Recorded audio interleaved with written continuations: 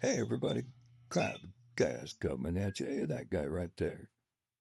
Go to crimecast.com or ccnews.com. Get the best news in South Carolina delivered to your little phone every single day. Every day. Hey, we're going to talk about Maggie Murdaugh's phone. And here's what we're going to talk about Maggie Murdaugh's phone. So, on the night of June 7th, 2021, Maggie Murdaugh's phone was recording steps. And that means as she had her phone in her hand or in her pocket, wherever she had it, when she would walk, it would record the steps that she took. And up until a point, I think it was about 8, maybe close to 8:30, it was recording her GPS, and somehow Sled screwed that up. But anyway, back to this. So Maggie's phone at 8:49:31 is locked and was not unlocked again until the next day on June 8th. So according to the prosecution, they're saying that her phone locked because she maybe had heard Paul getting shot and she locked her phone. She ran out and she got shot herself. 8:49:31. However, even though her phone was recording steps and GPS all day long, her phone stopped moving and was not unlocked. But just a few minutes later, less than 3 minutes later, at 8:53:15, between the time of 8:53:15 and 8:55:32, her phone starts to record steps again. And this time it's 59 steps. And SLED agent Britt Dove testified the activity suggested that someone was manipulating her phone. Now, if this was Alec, he would have had to have just shot Maggie, shot Paul, down at the kettles, and this means her phone is still at the kettles. And this person, by the way, is walking at 0.43 steps per second, which is going to be the lowest or close to the lowest amount of steps per second or minute, if you do the math, that Alec took all day. All right. So what happened? Well, her phone display turned on at 8:53:44, and it made an orientation change from landscape to portrait. So, say it was in her hand, someone pulls it out of her hand and goes like this. Now, an orientation change was made again at 8:54:40. So someone had it like this for almost a minute, and then they turned it sideways again. Now, at 8:54:34, her phone's camera, her front-facing camera, was activated for 1 second. And that SLED agent testified again, this was likely someone trying to attempt to unlock her phone using facial recognition, and no data indicates that that photo was ever taken. So we don't know if it was one of the suspects, and they have a picture of him. They don't.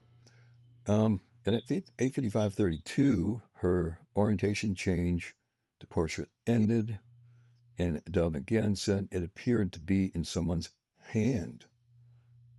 Okay, it's in someone's hand. Now, here we go.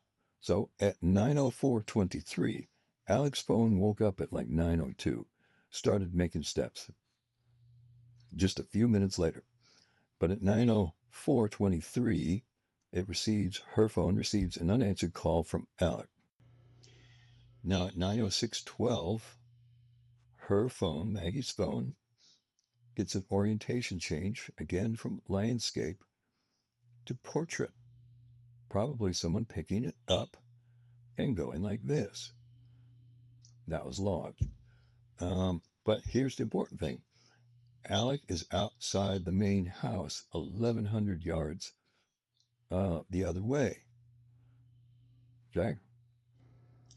And he's on his phone, according to GPS, according to his phone, his recording steps. He is outside. He is walking while he is calling her phone.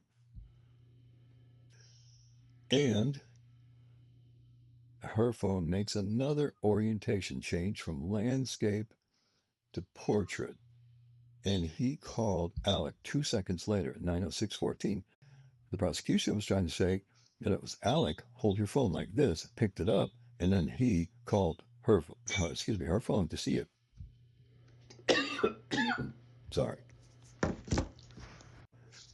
But here's where the old rubber hits the road. At 9:06:14, there's another unanswered phone call from Alec to Maggie's phone. But Alec is still walking. Alec is still recording GPS locations that he is walking, and he is walking and calling her phone at the same time. He hung up because he thought he heard them coming up from the kennels. In my opinion, what he heard was the real killer's driving down Moselle Road hauling ass, because at 9:06:20, her phone goes from 6 seconds after he just called a second time. Her phone goes from orientation to sideways, which would be the way to throw it out the window. However, remember 9:06:14. I just wrote an article about it. I go through the steps. It's all on ccnewsnetwork.com. At 9:06:14, Maggie's phone is not recording steps. Alex's phone is recording steps. And remember, her phone was recording steps all day. I did some research and investigated into Apple, and there's two reasons why someone's phone who's working just fine and was recording steps moments before would not record steps. Number one reason, they're not walking. Okay. Number two reason, the phone is in a moving object, like a high-lifted pickup truck hauling ass on Moselle Road, trying to get to Buckner Road to take a left. Yeah, so right at the point where Maggie's phone is, they've already passed Moselle Road. They're almost to the point where Maggie's phone is. Now 6:20, out the window it goes, and there her phone sits. That's it. The question is, feel free to answer this. All you crime scene experts out there, all you cell phone experts who know for a 100% fact, because some podcast told you that Alex is guilty, how in the absolute earth world that we live in can Alex's phone be recording steps while he's calling Maggie's phone and her phone is not recording steps? And don't give me some answer like, oh, he put it down. He didn't put it down, because it would have recorded that was put down. It would have recorded the gyroscope that it went from this to that, and it didn't.